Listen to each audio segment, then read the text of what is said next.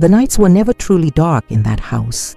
Even with my eyes closed, I could feel the dim light from the hallway leaking through the thin crack beneath the door, stretching across the wooden floor like a pale, trembling finger. I learned early that this light was not safety. It was the first sign. The footsteps would follow, soft at first, as if the house itself was holding its breath. They moved with a slow, deliberate rhythm that made my heart pound so loud I thought it might give me away. I would pull the blanket higher over my face, my small hands gripping it so tightly my knuckles ached.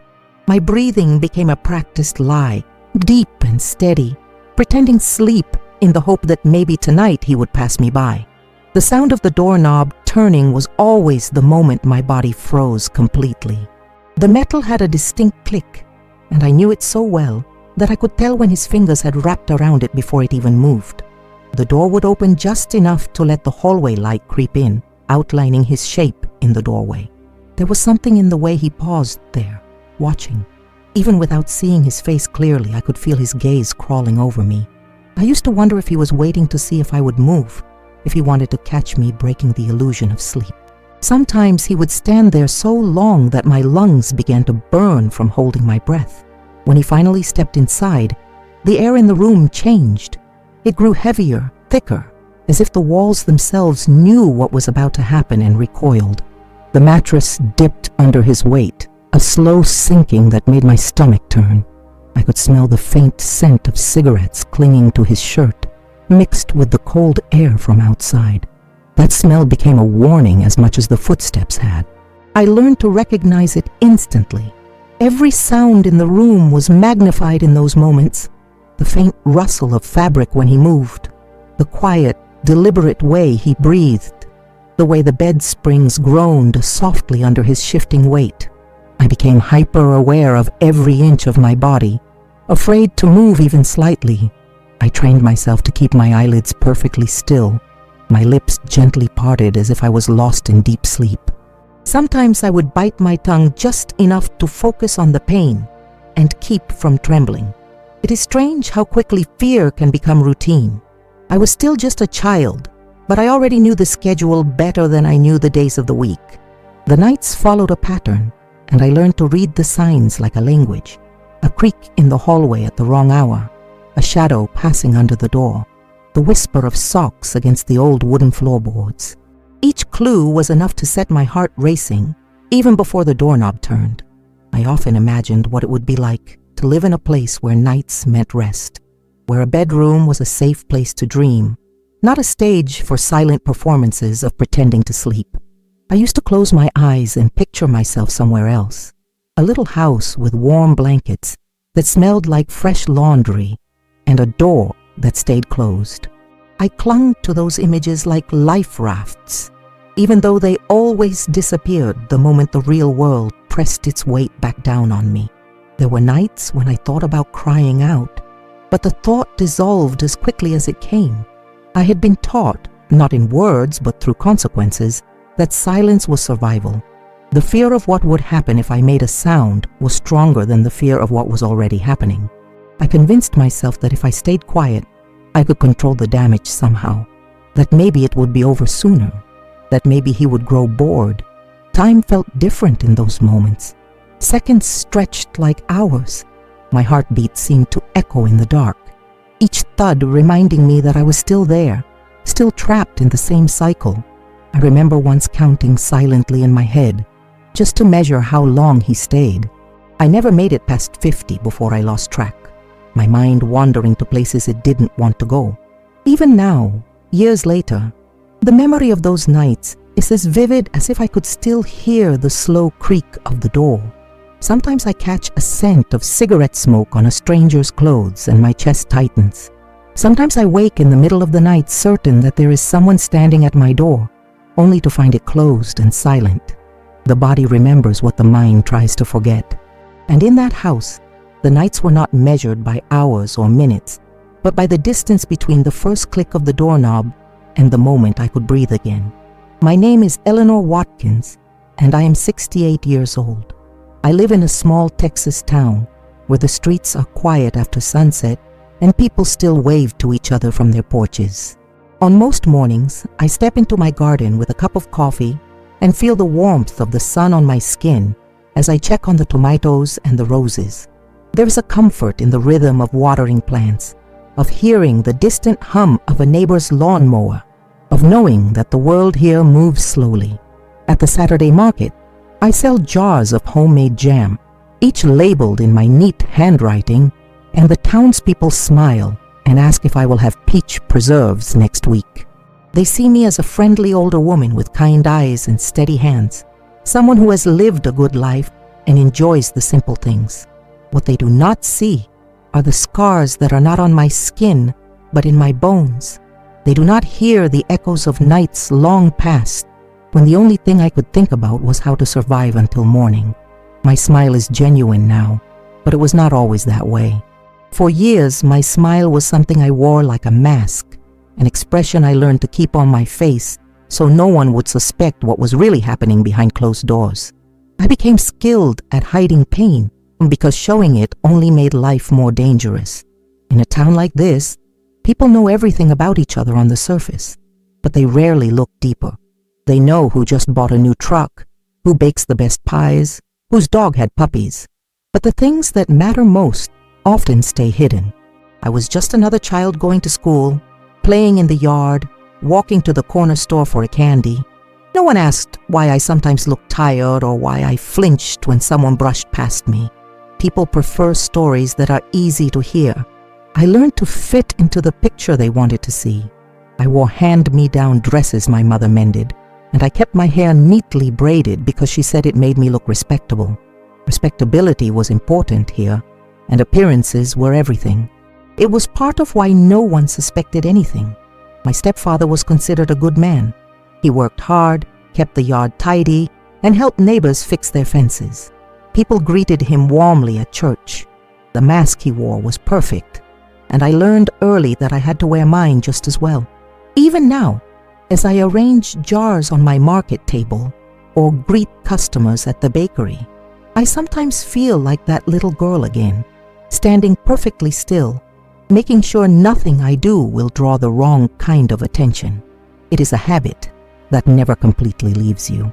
When a stranger's voice grows sharp, I instinctively measure my tone and my words, the way I once measured every movement in that old house.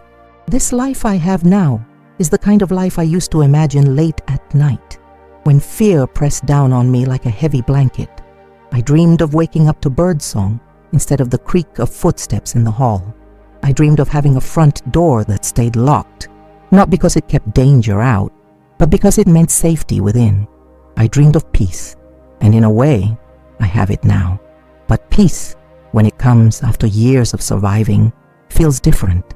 It is fragile. You hold it gently, afraid it might slip away. There are moments when the past still finds me.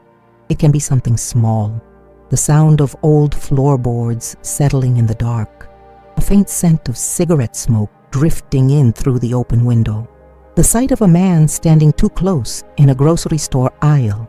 These things are enough to send a rush of cold through my body, a reminder that danger once lived in the most ordinary of moments. People think the past is something you leave behind, but it lingers in the body, in the way you walk, in the way you listen to the world around you. I sometimes wonder what the neighbors would think if they knew.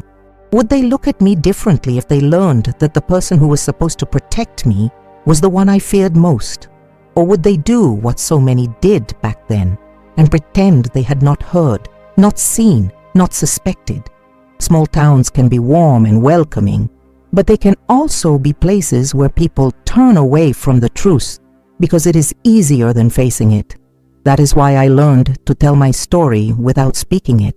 For years, my truth lived in silence, in the way I never let anyone stand between me and a door, in the way I avoided talking about my childhood, in the way I could smile and nod while my mind drifted somewhere else entirely. Silence was safety, but silence also made me invisible. It erased me. Now, standing here in this quiet little town, I'm not invisible anymore. I plant flowers because I like to see them grow. I make jam because it reminds me of summers when life felt briefly lighter. I talk to strangers at the market because I can, because I'm not afraid of them. But deep down, I still carry the memory of the girl I used to be, the one who learned too early that safety could vanish in a single sound, a single click of a doorknob in the dark. When I think back to my childhood, the picture most people imagine is not the one I lived. From the outside, our home looked ordinary. We had a white picket fence that needed a fresh coat of paint, a front porch where my mother sometimes sat in the evenings, and a neatly trimmed lawn that my stepfather took pride in. Neighbors would pass by, waving with friendly smiles, and my stepfather would wave back, calling out cheerful greetings. He was known as the man who helped fix broken gates, who carried groceries for elderly neighbors, who never missed a Sunday at church. People respected him, they trusted him, and in small towns like ours, reputation was everything. My mother rarely spoke in public. She kept her eyes lowered when she walked beside him, her hands folded neatly in front of her, as if she were trying to take up less space. To most people, she was simply a quiet, polite woman, dedicated to her family. But I saw the way her jaw tightened when he entered the room, the way she busied herself with chores to avoid his attention. She followed his rules without question. I did not understand it at the time, but now I know she had her own reasons for staying silent. Fear has many shapes, and hers was woven into every gesture, every careful word she spoke. At first, the signs that something was wrong were subtle, too subtle for anyone else to notice, but not for me. I remember the way his eyes lingered on me longer than they should have, not in a fatherly way, but in a way that made my stomach twist. He would find reasons to be near me when no one else was around. Sometimes he would call me into the garage to hand him a tool he didn't really need, or he would ask me to help him in the yard with tasks I was too small to do. These moments always ended with his hand resting on my shoulder a second too long, or a comment about how I was growing up so fast. There were strange rules in our house that no one questioned but me. I was not allowed to close my bedroom door, not even when I was changing clothes. If I asked why, the answer was always the same. There was no need for secrets in this family. My clothes had to be approved before I wore them to school, and anything that he decided was too tight or too short was thrown away without discussion. But sometimes he would tell me to wear something he had previously said was not appropriate, and those days filled me with a dread I could not name at the time. I began to notice that my mother was never in the room when these moments happened. She was either in the kitchen, out in the yard, or busy hanging laundry. It was as if an invisible line had been drawn between her and the parts of my life that involved him. I wondered if she avoided being there because she trusted him, or because she knew something she could not bring herself to face. I was too young to ask the right questions, and even if I had, I'm not sure she would have answered. School became my escape.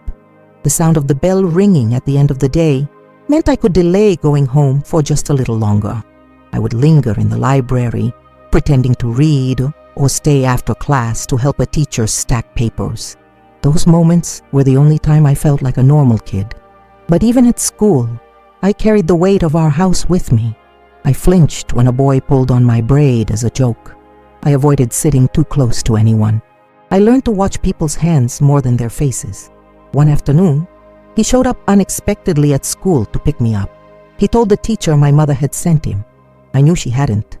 On the way home, he stopped at a gas station and bought me a soda. He smiled like it was a treat, but I felt trapped. That small gesture, which might have seemed harmless to anyone else, felt like a reminder that he could insert himself into any part of my life whenever he wanted. There was no space that was mine alone. At home, the tension lived in the walls. Even in the middle of the day, I was aware of where he was at all times. The sound of his boots on the porch made my pulse quicken. The creak of the hallway floorboards was as familiar to me as the sound of my own breathing. I developed a habit of keeping small objects near me that I could fidget with quietly, buttons, bits of string, anything to focus on so I would not look at him when he stared. The first time I truly understood fear was not during one of the nights when he came into my room, but during an afternoon when nothing happened at all. We were in the kitchen, and he stood close behind me, so close that I could feel the heat of his breath on the back of my neck. He didn't touch me. He didn't say anything. But he stayed there for what felt like forever, just close enough to make me feel like I had nowhere to go. It was in that stillness that I realized his power over me wasn't just in what he did. It was in making me wait, in keeping me on edge, in controlling my every reaction without lifting a finger. The moments that led to the nights of terror were not sudden. They were built piece by piece, like a puzzle only I could see, a lingering look, a rule that made no sense, a presence that filled a room even in silence. And once I began to notice the pattern, I could not unsee it. I lived inside it, waiting for the pieces to come together in ways I did not yet understand, but feared with every part of me. It began slowly, almost imperceptibly, until it became a routine so predictable that my body seemed to know the sequence before my mind did. There was always a certain stillness in the air before it happened, a kind of heavy silence that wrapped around the house like a warning. I would be lying in bed, staring at the ceiling, listening to the hum of the refrigerator in the kitchen or the faint whistle of the wind outside, when I would hear it, the scrape of a chair being pushed back in the living room, the muted sound of the television shutting off. Then came the first step on the hallway floorboards, that familiar groan of old wood that had imprinted itself in my memory. He never rushed. His footsteps were measured, almost lazy, as if he wanted to give me time to think about what was coming. I would pull the blanket up to my chin, my hands gripping the fabric so hard that my fingers ached, trying to convince myself that maybe this time he would stop at the bathroom or head back to his own room. But he never did. The sound of the doorknob turning was deliberate, slow, and the faint click it made seemed to echo far louder than it should have in the stillness of the night. When he stepped inside, the air seemed to change, growing denser, heavier. The faint scent of tobacco and motor oil clung to his clothes, and in the darkness I could just make out his outline, standing still for a moment as if deciding what to do next. Sometimes he spoke in a low voice, pretending it was casual conversation, asking if I was awake or if I was feeling all right. I never answered. I had learned that silence was safer, but other times he said nothing at all, and that was worse. It was the quiet that made my pulse race, because I knew he was watching me, studying me. The mattress dipped under his weight when he sat down. I would feel the shift in the bed, the way the springs gave way beneath him, and my entire body would tense. There were nights when he carried something with him, a belt coiled in his hand, a screwdriver, even a heavy flashlight. He rarely used them, but their presence alone was a threat, a reminder that he was in control. He had a way of making even harmless objects feel dangerous. He knew how to keep me from speaking. Sometimes it was a whispered reminder that no one would believe me. Other times it was a quiet suggestion that my mother would suffer if I told anyone. He didn't need to raise his voice. His power was in his calmness, in the way he made fear feel like a constant state of being. I began to understand that the worst part was not always what he did, but the anticipation of it, the hours I spent waiting for the inevitable. There were nights when he was unpredictable, when his actions shifted from one kind of threat to another without warning. One night, he might force me to sit up and listen to him talk about things I didn't understand, keeping me awake until my eyes burned from exhaustion. Another night, he might pace slowly around the room, dragging his fingers across the walls, opening drawers and looking through my belongings. It was as if he wanted me to know that nothing in my life was truly mine. Not my privacy, not my space, not even my thoughts. I learned to pay attention to the smallest details because they were often the only clues I had about what kind of night it would be. If he lingered at the doorway longer than usual, I knew he was testing me, waiting to see if I would move. If his footsteps were heavier, I knew he was already angry. If the scent of alcohol was mixed with the smell of cigarettes, I knew the night would be worse than usual. My mind was constantly calculating, preparing, trying to predict how to survive until morning. The walls of my room became both my prison and my shield. I knew every sound they made, every tiny crack in the paint, every spot where the floorboards creaked. In those hours, I sometimes stared at the shadows, cast by the faint light from the hallway, tracing their shapes over and over in my mind just to keep from thinking about what was happening. I became so skilled at pretending to be asleep that even my breathing sounded natural, but my heart always betrayed me, pounding so hard that I was sure he could hear it. Sometimes I wondered if my mother ever heard the creak of the door or the muffled sounds from my room. Her bedroom was just down the hall. She never came. I told myself she must not know, that if she did, she would protect me. But as the nights went on, I began to realize that her absence was not an accident. Whether it was fear or denial that kept her away, I could not tell. But the truth was clear. Whatever happened in that room, I was meant to face alone. These nights blurred into each other until they felt endless, as if time only existed between the sound of the doorknob turning and the moment he finally left.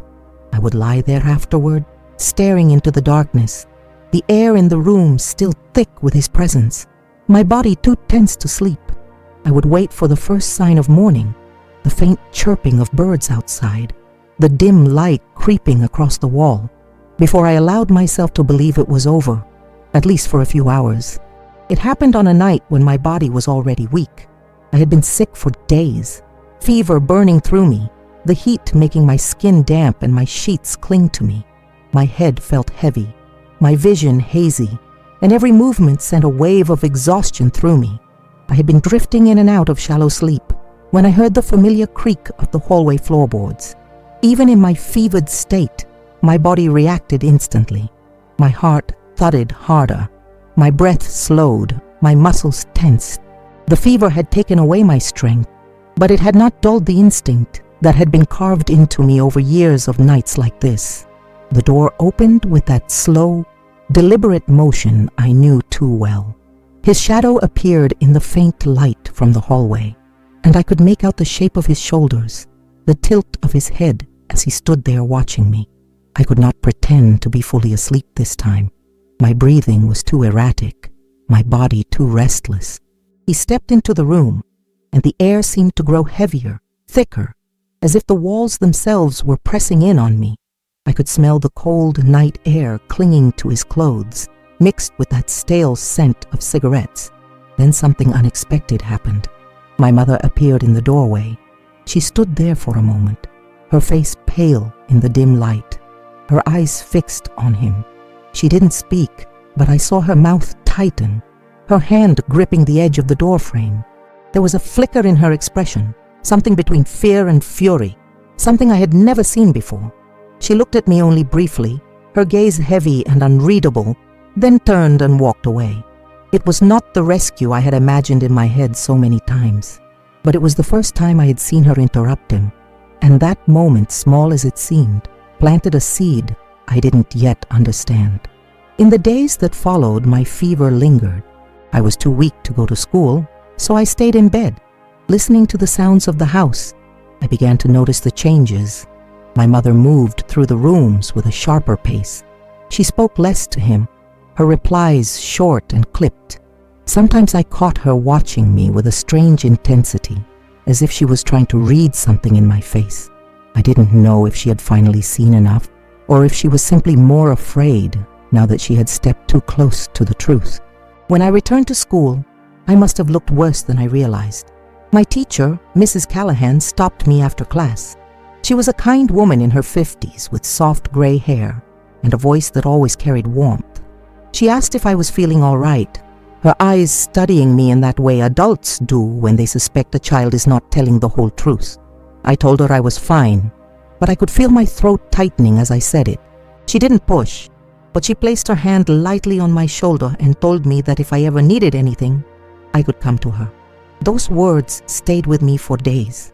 The next week, she called me to her desk during recess. She asked about my home life, how things were with my parents. I could not answer directly, so I told her my mother was quiet and my stepfather worked a lot. She nodded, her eyes narrowing slightly as if she had just confirmed something she had suspected. I wondered what she saw in me. Was it the way I avoided her gaze? The way I flinched when someone closed the door too loudly? The shadows under my eyes from nights without rest? At the same time, I noticed other small changes in the neighborhood. Our next-door neighbor, Mrs. Harris, began stopping by more often to bring leftover pies or to ask my mother if she needed help with errands. She always found a way to smile at me, her eyes soft, as if she was trying to reassure me without saying the words out loud. Looking back, I think she had begun to see pieces of the puzzle too, though no one yet had the full picture. Even with these shifts, the nights did not stop. He still came to my room, still carried the same quiet menace, still reminded me that my silence was the only thing keeping the house from breaking apart. But now, something was different. I had begun to notice the cracks. I saw how his voice sharpened when my mother didn't answer him quickly enough. I saw how Mrs. Callahan lingered by the classroom door when my mother came to pick me up. I began to realize that other eyes were watching, even if no one had yet stepped forward to name what they saw. And with that realization came a dangerous thing: hope. It was faint at first, just a flicker in the dark, but it was enough to make me start imagining what it might feel like if the door to my room never opened at night again. Enough to make me wonder if one day I might be able to breathe without listening for footsteps in the hallway. Enough to make me think that maybe, just maybe, someone would speak for me when I could not speak for myself. The end did not come like the dramatic rescue I had once imagined in my head. There was no moment where the front door slammed and someone announced that everything would be all right now. It was quieter than that, almost anticlimactic, and yet it changed the course of my life entirely. It began with an unexpected knock on the door one gray afternoon. I was sitting at the kitchen table, pretending to do homework while listening for the sounds of his boots on the porch. My mother answered, and I heard unfamiliar voices in the hallway, firm, professional, but not unkind. When I looked up, two women stood in the doorway, wearing simple clothes and carrying clipboards. Their eyes moved over the room, then to me, and something in the way they looked at me told me they already knew more than I had ever said aloud. The questions started gently. Was I feeling safe at home? Had anything happened that made me uncomfortable?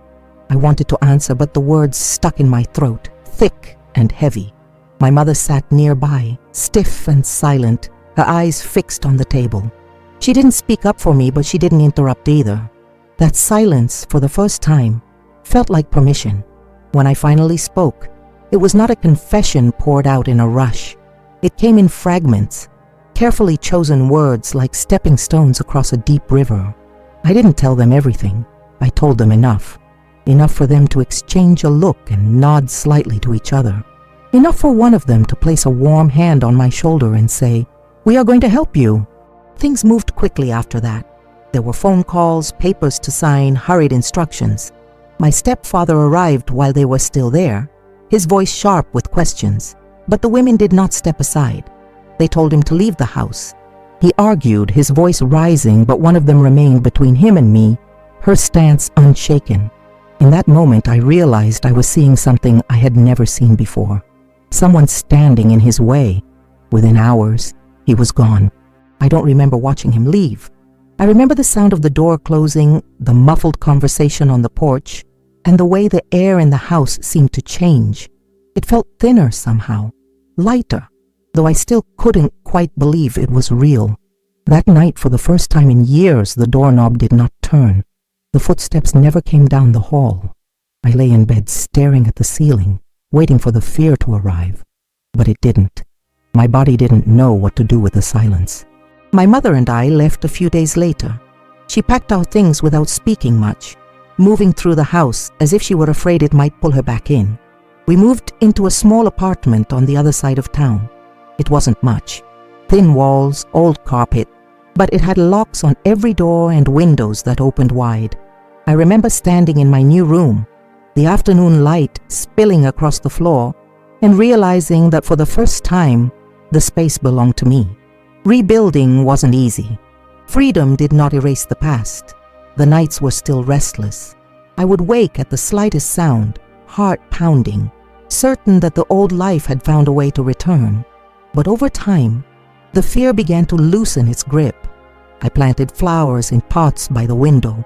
I read books late into the night because I could. because no one was there to take that away from me. Years later, I built the life I once thought could only exist in my imagination. The quiet mornings in my garden, the laughter shared with friends at the market, the warmth of my kitchen when I bake. These are not small things to me. They are proof that the past did not win. Every jar of jam I set on a table, every seed I plant in the soil, is a reminder that I survived, and that survival turned into a life worth living. I know there are people who will hear my story and see themselves in it. To them, I want to say this: you are not invisible. What is happening to you, or what happened to you, is not your fault. There are people out there who will stand between you and the darkness, people who will believe you even when you struggle to believe yourself. It might take time. It might take longer than you want. But there is a way forward, and you deserve to find it. To those who have never lived through something like this, I ask you to look closer. Listen for the silences that are too heavy. Pay attention to the changes in someone's eyes, to the way they measure their words. Sometimes the difference between a life of fear and a life of safety is one person who chooses not to look away. If my story reaches just one person who needs to hear it, then telling it is worth every moment it brings back to me. Because I am no longer that child waiting in the dark for the sound of footsteps. I am the woman who knows that the door will stay closed, that the night will stay still, and that the morning will always come. Thank you for listening to my story, for giving space to the truths that are often left in the shadows. If this spoke to you, if it stirred something inside you, then I invite you to join me for the next chapter that is already waiting for you on the screen. There is another story to be told, one that I believe you need to hear. Click and watch it now, and let us keep walking through these truths together.